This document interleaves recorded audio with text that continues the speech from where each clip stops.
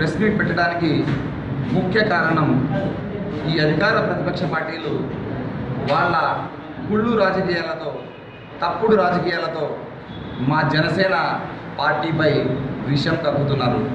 ఈ సందర్భంగా మా కళ్యాణదుర్గం జనసేన కార్యకర్తలకు, నాయకులకు, అభిమానులకు ఒకటే చెప్తున్నాం, ఖచ్చితంగా జనసేన ఒంటరి పోరాటం చేస్తూ ఉంది. ఈరోజు మన మిత్రపక్షాలైనటువంటి సిపిఐ, సిపిఎం, బిఎస్పీలతో కలిసి మాత్రమే పనిచేస్తూ ఉంది. ఏ విధమైన లోపాయికారి ఒప్పందాలకు కానీ ప్రలోభాలకు పాల్పడకుండా ఒంటరి పోరాటం మాత్రమే చేస్తూ ఉంది. తప్పుడు ఆరోపణలకి, తప్పుడు సమాచారాలకి మీరు ఖచ్చితంగా లోపడకుండా, మీ ఆత్మస్థైర్యాన్ని కోల్పోకుండా మీరు ఇన్ని రోజుల వరకు ఎలాగైతే పనిచేస్తున్నారో ఈ 10 రోజులు కూడా అలాగే పనిచేసి ఈ నెల 11వ తారీఖు జరగబోయే ఓటింగ్లో మన సత్తా ఏంటో చూపించాల్సిందిగా కోరుతున్నాం.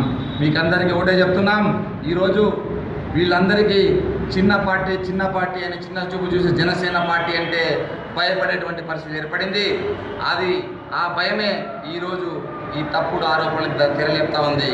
మనల్ని లెక్కలేక కూడా తీసుకోలేనటువంటి పరిస్థితుల్లో ఉన్నటువంటి అధికార ప్రతిపక్ష పార్టీలు కానివ్వండి, కాంగ్రెస్ పార్టీ కానివ్వండి, ఈరోజు జనసేన వైపు కళ్ళెత్తి చూస్తున్నాయి. అందరికీ ఆశ్చర్యం కలిగించే విధంగా జనసేన ముందడుగు వేస్తూ ఉంది, గెలుపు దశగా కార్యం చేస్తూ ఉంది. దీన్ని కళ్యాణదుర్గానికి సంబంధించి అనేక అంశాలు ఉన్నాయి. ఖచ్చితంగా ఈసారి జనసేన జెండా ఎగిరితిరుగుతుంది.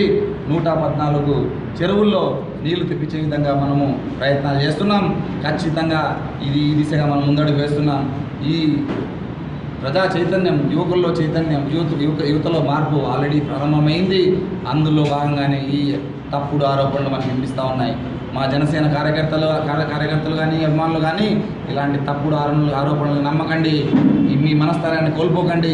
మనమంతా జనసేన అని పవన్ కళ్యాణ్ గారి వెనకే ఉంటాం. మా అన్నగారు అన్నట్లుగా మనము తల తెగిపడాలే కానీ వెన్ను చూపం, ముందడుగు వేస్తాం.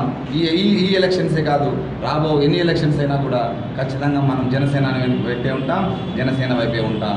జై జనసేన.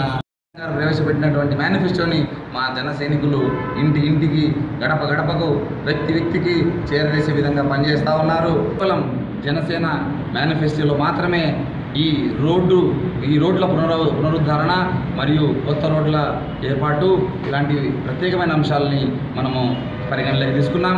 అలాగే చూసుకుంటే ఈ కళ్యాణదుర్గంలో ఎక్కడా లేనటువంటి విధంగా అత్యధిక సంఖ్యలో మనకి కళ్యాణదుర్గం నుంచి ఉద్యోగాల కోసం పక్క రాష్ట్రాలకి వలస వెళ్ళేటువంటి పరిస్థితి.